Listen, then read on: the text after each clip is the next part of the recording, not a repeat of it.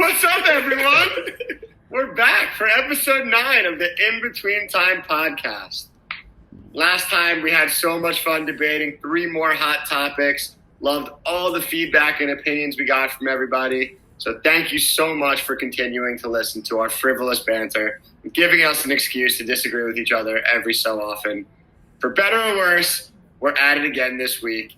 And as always, we are going to start with the best thing that happened to you this week. Raul, what was the best thing that happened to you this week?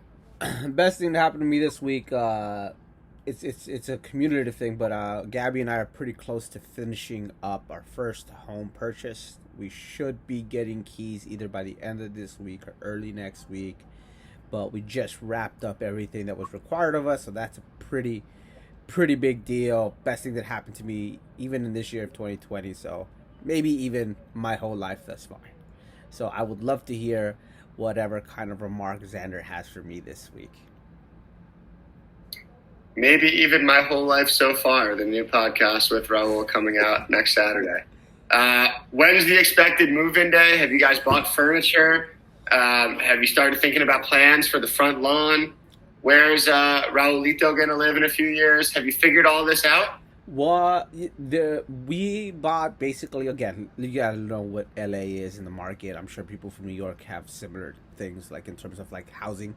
We bought a shack in a very good location, but our property is tiny. We do have a front yard, but it's also like a drought front yard, so there's not grass. It's in Lincoln Heights, which is really cool because it's 3 miles away from Dodger Stadium, which is always where you want to be, about 3 miles out from downtown. It's pretty central. It's going to be a lot of fun living there when the world comes back to normal. But yeah, I haven't really thought about much. Move-in date, again, we're just waiting for, not really sure, haven't gone through this process. The guy's just telling us we're pretty close, and then I know that there's a 3-day grace period. And then we'll be moving in. So, again, like I said, hopefully by the end of the week. Wow. Well, congratulations, Raul. Xander, what do you got to try to top that? Well, Raul, that's obviously very exciting. But it seems like you and I are kind of in a similar place in terms of where our lives are going. Because for you, you just bought a house. But for me, the best thing that happened to me this week, Rick K., our very gracious and kind producer, offered to give me piano lessons. So it's like buying a house, getting piano lessons from Rick K. I think 1A, 1B, it'd be tough to decide what's a more important moment in a young man's life. So I'm curious if you've had the conversation with Rick K., because I think this defines piano players, sort of puts them on one side of the argument or the other. Is he a Billy Joel man or is he an Elton John man? That's a terrific question. We haven't gotten there in our mentor-mentee relationship yet where I've asked that question. Hopefully, because we haven't had any lessons yet, hopefully I can ask him. And I don't know where you guys fall. I'm a Billy Joel man myself, being from the tri-state area. Elton John forever. Raul, how about you? Which one sings Piano Man? That'd be Billy Joel. Then that's my guy, right? He wrote a song about it. Fair enough. Real exciting stuff happening from coast to coast. Best thing that happened to me this week, actually it was last weekend. We invited a lot of the JCs from last year to come up and have a weekend at camp. A lot of their plans, their senior year of high school got canceled. They were all supposed to work here this summer. And so it was really great to have. It was that senior C group from 2017. So I'm sure I'll miss someone, but it was, Hunter and Matt Siegel and Axelrod and Noah Smith and Coleman and Ari Rosen, Gucci, Robbie Mance. Who else was there? Scott Rawson and Bluestein. I think I nailed it. It was quite a crew. It was great to see everybody. Just felt right having those guys back at camp, at least for a little bit this summer, even if not in an official capacity. But it was great to see you guys. They also, Raul, shockingly had really, really nice things to say about the podcast. So obviously it was nice to get a little, praise from those guys. But yeah, it was a lot of fun. It was good to hang with them and good to see everybody. So to those guys who we hope are listening and all the rest of the Brant Lakers out there, we miss you and we hope to see you back up at BLC soon. And so we move on. Our fan response of the week. Raul, who is our fan response of the week brought to us by this time? The fan response of the week this week is brought to you by Sagamore Resorts, Bolton Landing's marquee destination for spending way too much money because there isn't another nice enough hotel worth spending 3 days in while you're visiting your kids at camp. Want a little privacy and peace and quiet when you escape New York City? Well, we're certainly not for you. The Sagamore. We spend this ad money before BLC and POP got canceled. And, of course, I'd like to take this moment to remind our listeners that this copyrighted podcast is presented by the authority of Brant Lake Camp, and it may not be reproduced or retransmitted in any form. And the accounts and descriptions of this podcast may not be disseminated without the express written consent of the aforementioned Brant Lake Camp. All right, folks, got a lot of really, really great emails. Some of my favorite emails so far, actually. I think this was a really, really nice, I had a really nice time reading them. And I really hope folks keep on sending them. Got a great one from Nick Maskey. Another one from Daniel Boxer, which is strange. We usually get from Jake Boxer, but it was nice to hear from Daniel Boxer. And one from Benji Cutler, which is nice because we hear a lot from Cuts. It was nice to know that Benji is listening and had some really great feedback. But the fan response this week comes from Frank Shore. Frank wrote, "Old school here. Volleyball vastly underappreciated. Give it the edge. As for hoops, nothing compares to playing at center court, especially against other camps. Packing is worse, definitely since it means going home." From Frank. Frank was a BLC counselor and camper from 1960 to 1970. That's pretty crazy. That's the longest back I think we've had anyone responding to us, unless if you count Richie. And I think that was pretty cool to hear from him. Yeah, pretty awesome for us, just even knowing that someone who was at camp that long ago, one, still feels an affinity and a connection to Brant Lake, but that part's not so shocking. The shocking part is that anyone cares even a little bit about our podcast. So thank you, Mr. Shore, for emailing us. Danny Boxer, nice to hear from you too. All right, moving on, guys. We have had a really, really good time the last 2 episodes debating topics related to camp, and we are going to keep this first take theme going. And this week, because this would have been song contest week, we're recording this on a Monday, July 27th, and yesterday would have been the song contest, likely 2 in a row for the good guys. We're going to start with a song contest related debate. Raul, we will start with you. Which do you enjoy more, the cheer or the original song in the song contest? I think, and I'm going specifically with one because I can never get this one out of my head. It's Seven Nation Army, and it was the cheer, and that forever kind of just changed my outlook on the song contest. You know, it used to be for me all about the song, and then when I heard that Seven Nation Army go off and just the kind of reaction it got, it changed the game for me. And you know, it's just so cool seeing, especially being a senior guy, when you see how you make the rest of camp respond, or how they respond to you, the look on their faces when you see all of senior camp going off, you know. And it's a joint thing. It's all of senior camp. It's not just, you know, the A's. It's the entire senior camp. And again, that's a group of about 130 kids, so that gets ruckus. So for me, it's got to be the cheer. I appreciate the song. Obviously, I enjoy writing the songs, which means I get to sit in Zach's office and listen to him write a song with Xander. But I'm with my friends. You know, now more than ever, I miss those moments of just sitting there pretending to be helpful. But again, for me, cheer. Love the cheers. Well, I think you're getting a lot of sitting there and pretending to be helpful every week when we record these podcasts. But Xander, what's your take here? As someone who's, I guess as Raul said, and it's probably right, a little more involved in writing both the original songs and the cheers. What's your take? Original song or cheer? And let's just go with, we'll leave the writing aside for now. Let's just go with random year, random song. Like, what do you enjoy during the song contest more? Yeah, Raul, a lot of really good points there. And I think you should give yourself a little bit more credit. Yes, you don't contribute to the songwriting, but your presence means a lot to us. In terms of the cheer, I think you had a lot of really good points, and it's always really, really cool to see the reaction that the cheer has to the rest of camp, especially when it comes to green and gray. There's always usually a fight between, or not like a fight, but like almost a race over who gets the senior cheer to be their anthem during Green and Gray. I know the one about, I think, it was the Seven Nation Army one, Someone Better Get Charlie. That kind of turned into like a real anthem during Green and Gray, which is really exciting. But the thing about the cheer is you kind of see everyone in the same way that you do the rest of the summer, which is kind of loud and intense, and everyone wants to scream, and whoever's yelling the loudest and maybe is like the most intimidating is the one that wins. And I feel like, in a sports camp, you see a lot of that throughout the summer. I find and I think the Seven Nation Army one might be a little bit different because we did have Sam Hiney playing the guitar, which was really, really cool. But I find the song contest, the original song, to be a really cool opportunity to see what kids can do. I mean, I remember Jason Marks singing the Britney Spears verse, which was really, really amazing.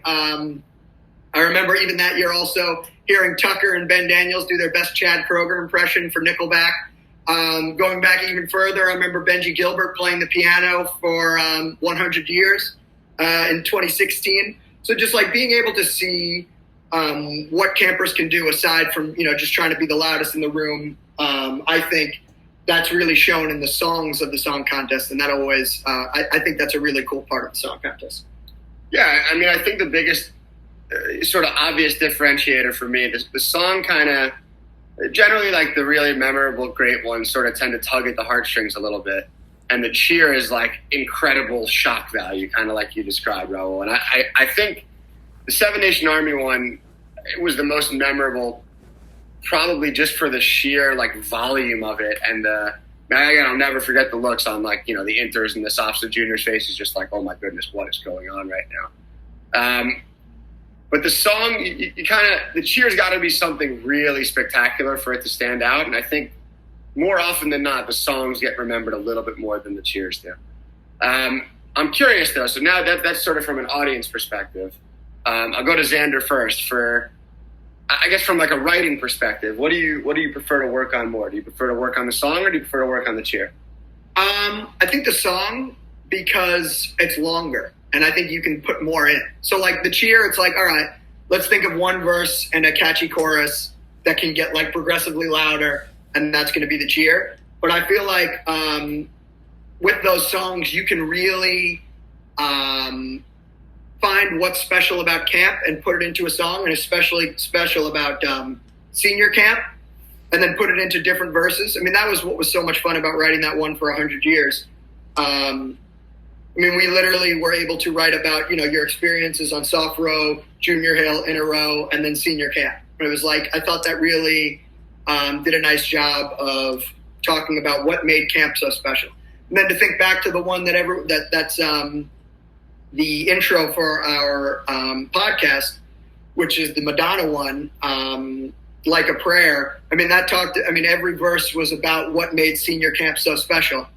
And I think it's still, people still know the verses today, which is pretty incredible because I think that was like 2004 or something like that.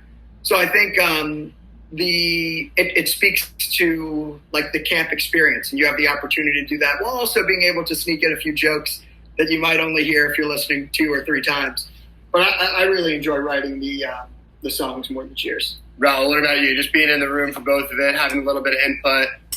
The songwriting process or the cheer writing process? I don't like to say that I have an input. What I do is I'm the bad idea guy that eventually gets you guys to think of something cool. That's my job there. But again, the reason why I really like to cheer, I'm a man of few words. And I'm loud and I'm gonna try to intimidate you. Xander's more of the theatrical guy, like that kind of stuff. So it makes sense that his personality migrates towards the writing of the songs and the songs. Me, again, I might yell at you a couple of times, try to get you to be intimidated, and that's why I love the cheers. Short and simple and to the point. But again, he's right about all the emotional and the ability to kind of pack in years worth of emotions into a song. And it is really cool, honestly, as annoying as it might be because I'm exhausted and you guys refuse to let me leave the room until that song is done.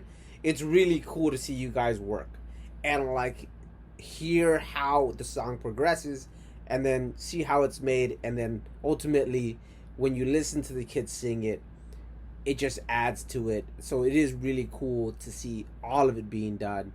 But again, I don't know. Again, for me personally, I love the cheers, and I love the translation of the cheer into green and gray.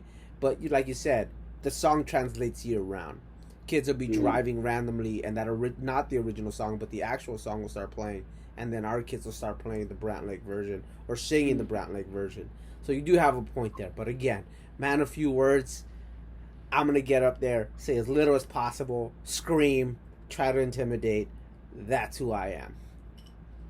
It's interesting. I'd be curious to hear. I guess it's so long ago now that it's hard for me to really remember. But as a camper, what I was more excited to learn, the original song or the cheer. I would imagine when I was younger, the cheer was like so much fun because it was upbeat and it was loud and it was intense and it was just this like really, really cool, like galvanizing thing for our whole age group. And the song was cool, but if I didn't know the song, if I didn't know what the song was based on, I don't know how excited I necessarily was to learn it. So I'd love to hear. I mean, if there's current campers listening, please hit us up, let us know. I'm really curious sort of what you guys are more excited to kind of learn, the original song or the cheer. What are you more excited to perform, the original song or the cheer? Whether you have a solo, don't have a solo, that would be really interesting for me to hear. But I think we've done it for topic number 1. And again, we certainly missed the song contest this year, but I think that just means senior camp holds the title for 2 years in a row. So if no one's going to win, that means we still win. Moving on to topic number 2. A little bit more straightforward, but certainly controversial. A lot of varying opinions here. You get to camp, it's the first day, find out who's in your bunk, walk down to start to unpack. First thing that has to get determined, which bed am I sleeping? It's going to be one of the more important things, is certainly regarding like in the bunk, to my entire summer. So am I going to pick a top bunk? Am I going to pick a bottom bunk? Or am I going to try to snag one of those few single beds? And I'm curious, Xander and Raul, if you had your druthers, if you had your pick of the litter, which are you taking? Are you going top bunk, bottom bunk, or single bed? Xander, we'll start with you. It's a great question, Zach. I'm amazed that you thought of it all on your own. So this has actually shifted for me. So when I was a camper, now some of you might not know this, but my older brother and I, while we were growing up, had bunk beds. And get this, in that home, the bunk beds still exist. So when I'm sleeping at home, I'm still sleeping in the bottom bunk in New York City. So when I was growing up, a lot of the times I really wanted to be on the top bunk because it was just like, spend the whole year on a bottom bunk. Might be time to try the top bunk. So every year when I was a camper, I would love to have the top bunk. That's where I wanted to be. When I transitioned to counselor, it kind of seemed like, I don't know if I want to be crawling in and out of bed, crawling up to the top every time I want to get in and out of bed. So I shifted to the bottom bunk. But now the more that I think about it, I gotta say, I mean, if I have the pick, and sometimes you don't because kids sometimes get the first pick, but I think I would want the single bed. I think that's where I want to be. Don't have to worry about anyone moving around above me, and I can just get comfy in my bed. I know what the argument against it is. You don't want kids hanging out on your bed, but I think I would rather have just the single bed to myself. Raul, thoughts?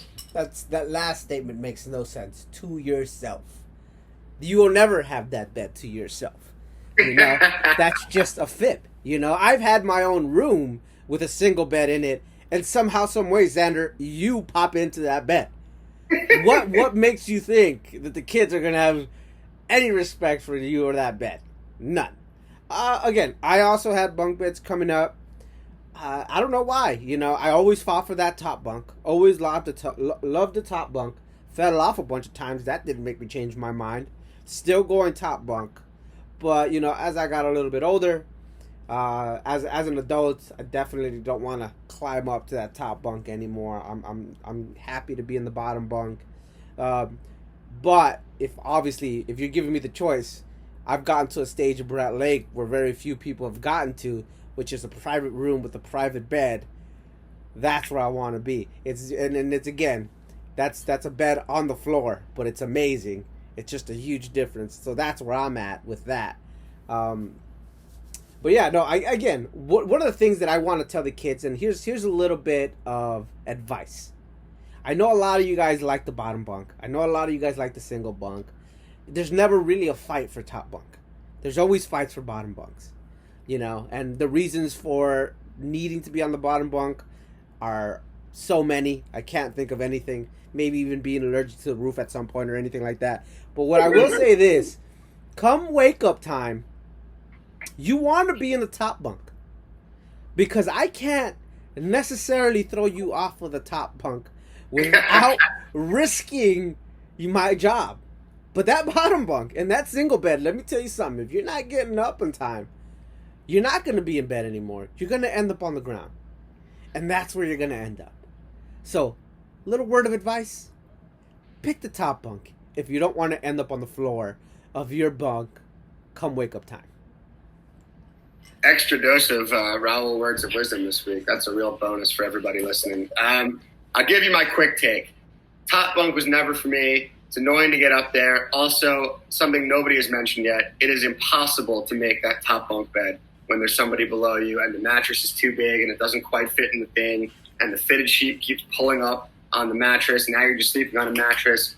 Gross. Top bunk, out for me. Single bed, we can't just sweep this away as just oh yeah, sometimes people sit on your bed. Everyone is sitting on your bed. When they come back from playing basketball, they're on your bed. When they come back from the soccer pitch, they're on your bed. Come up from the lake, wet towel, wet bathing suit, they are on your bed. That is not for me. Stay off my bed. I'm going bottom bunk every day of the week and making sure the person above me on the top bunk is a clean, organized, and respectful bunk buddy. Otherwise, we're going to have issues. That's my take. I'm sticking to it.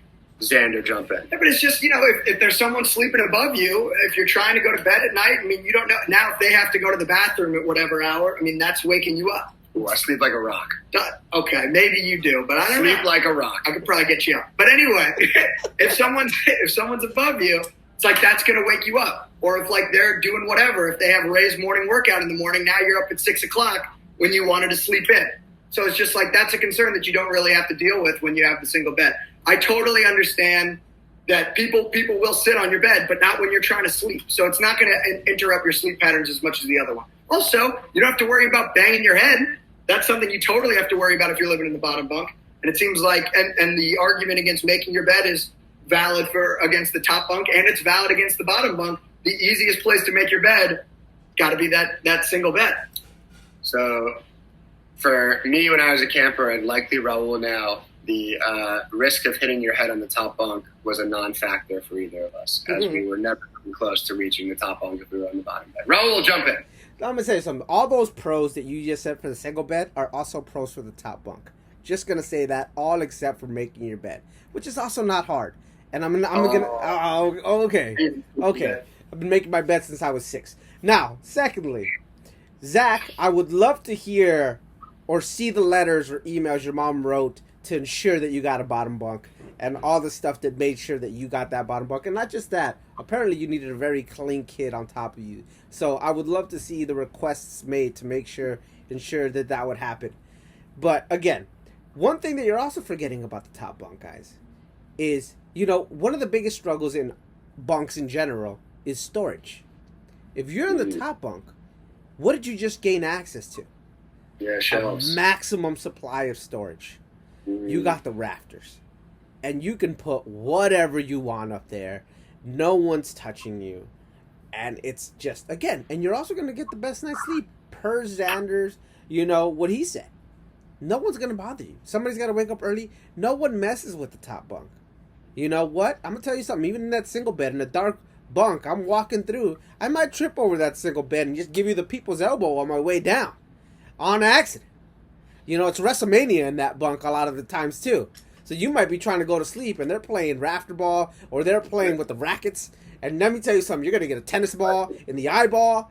There's a lot of dangers that come with sleeping in the bottom. Stay up top. You know what they say in war? Highland wins. Heat rises, though. Heat rises. That's science, man. Wikipedia that. So I think we are 1-1-1 here. Again, I'm curious to hear what everyone else has to say. I also think, and we won't get too much into it, but I think it matters whether you're a camper or a counselor. I think that changes the equation a little bit. But let's move on to topic number 3. 2 of the most popular evening activities in senior camp. We want to know which one you enjoy more. And Xander, I want to hear your perspective from when you were a camper and a counselor. And then I also want to hear from Raul as someone who is trying to organize and coordinate these activities. We've got bunk hide and seek and 4-corner dodgeball. Do we think we need an explanation? Let's give an explanation of 4-corner dodgeball. I'm not sure if everyone's familiar with the game. It's a game of dodgeball where you can go anywhere you want on the court. You've got at least 4 teams. You can't move when you have the ball. The idea is your team wins when there's no one left in the game except for your team. When you're out, you get back in if the person who got you out gets out himself. That's confusing, I apologize, but here we go. Bunk, hide, and go seek versus 4-corner dodgeball. Raul, which do you prefer and why? I'm gonna go with 4-corner dodgeball, easy. Well, I'm gonna say this as a counselor, 4-corner dodgeball, easy. It's one of the few games in which the counselors can participate in, and dodgeball is my game. It's actually one of my most vivid memories when I first came to camp. My first year ever. Didn't talk to a lot of people. I was very quiet. I wasn't really embracing the Brant Lake anything, but there was one day in camp that I remember we were playing dodgeball, counselors versus counselors in front of campers, and I ended up winning it for our team. Matt listened threw a dodgeball at me and I caught it. So dodgeball in general will ever have a special place in my heart, forever have a special place in my heart because it's one of the few coming out of the shell moments for me in my Brant Lake career. But again, as an official, I got to be honest with you. Now that I'm an area head and I'm in charge of organizing it, like you said, bunk, hide, and go seek is kind of cool because what does that mean for me? I send them off, and then 40 minutes later, an hour later, I just have to hit that walkie, let the areas know that I'm about to ring the bell to say, at the end of bunk, hide, and go seek, ring that bell, and just deal with the chaos that comes with all the cheating, allegations, and whatnot. 4-corner dodgeball, there's a lot of, cheating allegations as well. But again, it's that same old idea as like I said about the softball. I get to make up rules. If a kid comes to me, it's like, he got me out, or I'm not out, I can just quickly point at him, you're out. Get out of the game. And it's, again, I like to bring a lot of energy to that. I'm a very active official in that game. I'm running around. Every now and again, I grab a stray dodgeball as an official and peg a kid that's not looking and tell him, oh, you're out. So I get to have a little bit more fun when it comes to 4-corner dodgeball. And that's my vote, 4-corner dodgeball. Xander, this is great. I hope Richie's listening. So what you're telling me is, oh, yeah, I don't have to worry about the first conversation because I get to sleep in my own private room and have the greatest time in the world. And then I want to pick the evening activity where I just get to ride around in the golf cart and send a walkie when it's time to actually look after the kids. Must be nice, Raul. You must be living a great life. I hope that new house is comfortable for you after all the luxury that you get to live up here. For me, got to be – and 4-corner dodgeball, you talk about running that. I remember your first year with the C's, you had no idea how that game worked at all. And it was, Xander, why don't you run 4-corner dodgeball, and I'll just pick up a dodgeball and try to peg some kids in the head. Just saying. That said, 4-corner dodgeball for me, it's a no-brainer because I actually have to run around with the kids playing bunk, hide, and go seek. And, I don't want to hang out in the woods. That's no fun. I don't like running around in the woods. That's not as much fun for me as actually, either getting to participate or running the 4-corner dodgeball. Those games are much more exciting. Everyone's running around. It just seems like a more active, fun game. And people certainly do cheat, and people do, more importantly, probably complain about cheating. But I think it's a more resolvable cheating. It's more like you can pick a side and then it won't be as contentious. I could say, no, he got you out, and be like, all right, he got me out. Whereas we come back from bunk, hide, and go seek. I mean, there are no impartial judges. No one's safe. Everyone's a cheater, and no one wins. So I'll weigh in. I think that bunk, hide, and go seek is the most divisive evening activity as far as the counselors are on one side of the argument and the campers are on the other side of the argument. I think if you polled senior campers for sure, and I would venture to say Brant Lake campers as a whole, overwhelmingly the favorite evening activity of any of them would be bunk hide and go seek. And I think if you polled Brant Lake counselors, I think that would come close to the bottom. As a camper, it was easily my favorite. There was nothing better than running, hiding in the woods, running away from people, the whole thing. And we used to play with water guns, which made it a lot more fun. Safety first now is probably a bad idea. As a counselor, I used to refer to it as bunk, hide in the woods, and get bitten by mosquitoes. And then when you finally get caught, then seek. Because that's really what you're doing. You're just getting bitten by mosquitoes. It's not so much fun for me. Four-corner dodgeball, phenomenal game.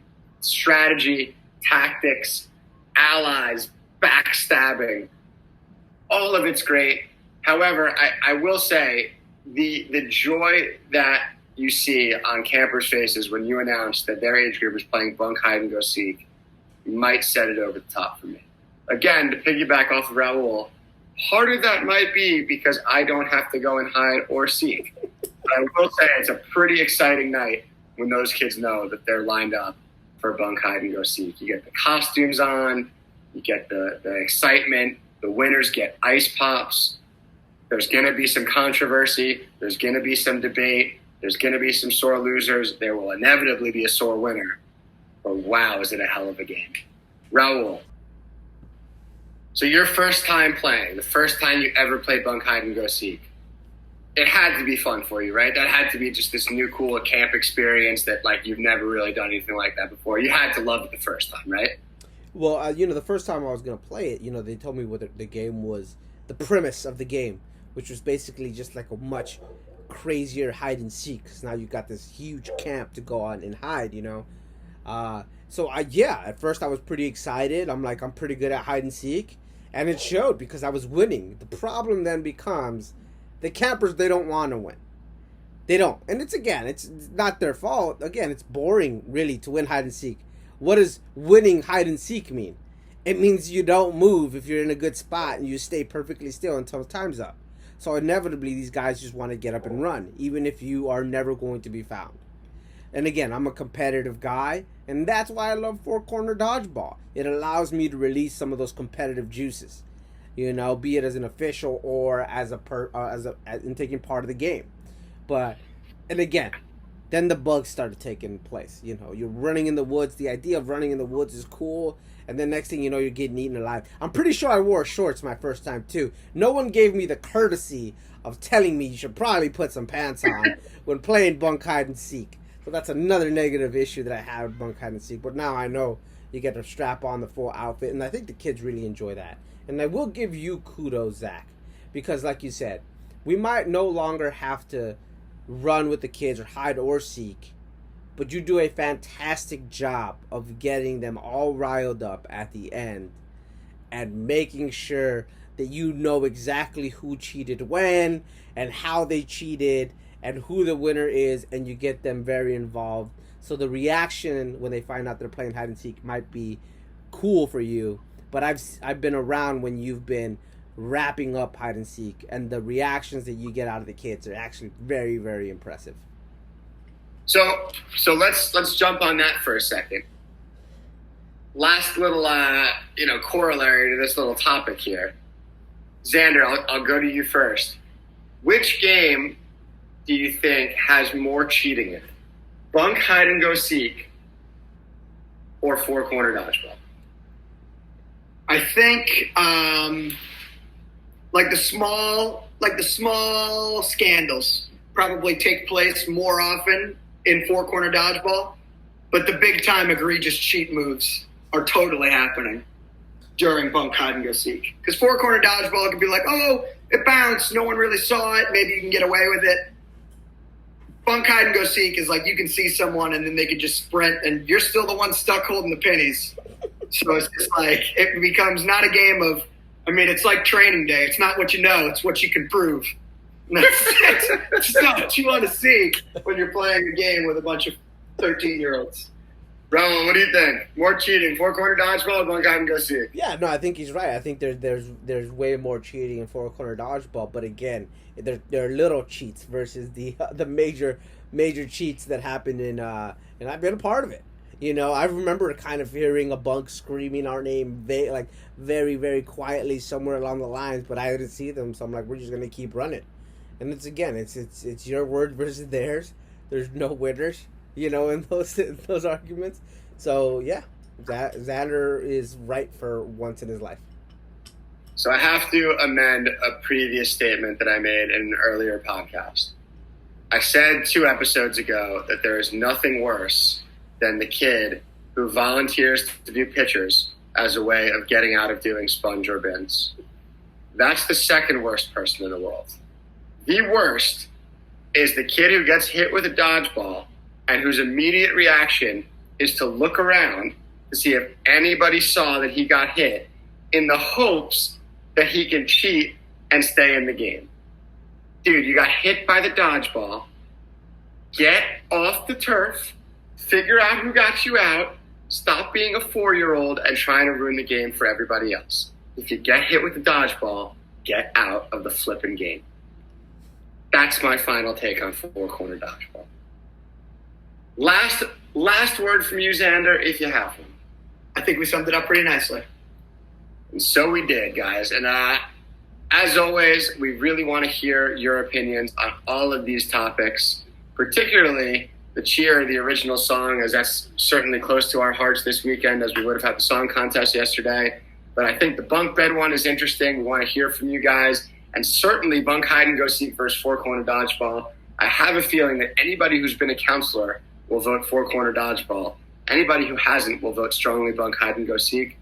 But we'll find out. Shoot us an email, inbetweentimeBLC@gmail.com. And before we go, we obviously need to get to everybody's favorite segment, the Xander Furman Top 10 of the week. And Xander, what do you have for us this time? All right, folks. We had another debate-themed topic, and we ended with 4-corner dodgeball versus Bunk hide and go seek. I figured it only made sense to have a top 10 related to both 4-corner dodgeball and Bunk hide and go seek. So without further ado, here are the top 10 things most likely to be heard during 4-corner dodgeball and Bunk hide and go seek. We'll start it off with number 10. Number 10, he cheated. Number 9, we said no headshots. It doesn't count. Number 8, they should be disqualified. They went under the TYs. Number 7, I'm not out. He took 5 steps. Number 6, they were supposed to be the seekers, but they just stopped seeking. Number 5, it hit the ground first. Number 4, we just played knockout with the juniors the whole time. Number 3, just come back in, dude. No one's watching. Number 2, is Bunk N not back yet? And the number 1 thing most likely to be heard during 4-corner dodgeball and Bunk hide and go seek is, that's so cheap. And there it is. Incredible, as always, the Xander Furman Top 10 of the week. Once again, this has been an incredibly enjoyable experience for me, and I can speak for Raul and Xander and say it's been just as fun for the two of them. We love doing this, and more than that, we love hearing your guys' feedback. So please let us know what you think. Again, cheer the original song, top bunk, bottom bunk, single bed, Bunk hide and go seek versus 4-corner dodgeball. And we'd also like to hear other topics that you guys might like to hear us debate. So any other controversial opinions that you might have, topics you think would be great for this show, let us know. Shoot us an email, inbetweentimeBLC@gmail.com. Before we go, Raul, any words of wisdom for us this week? Yeah, guys. Remember, the early bird gets the worm. Unless that worm is late. Then no one eats. Be on time. And that seems like just about enough time for us. So for all of us here at the In Between Time podcast, prime time is over. You missed your chance to shower, and you cannot get water from the health center. Get in your bunks, and we'll see you next time on the In Between Time podcast. I'm in senior camp. I'm in senior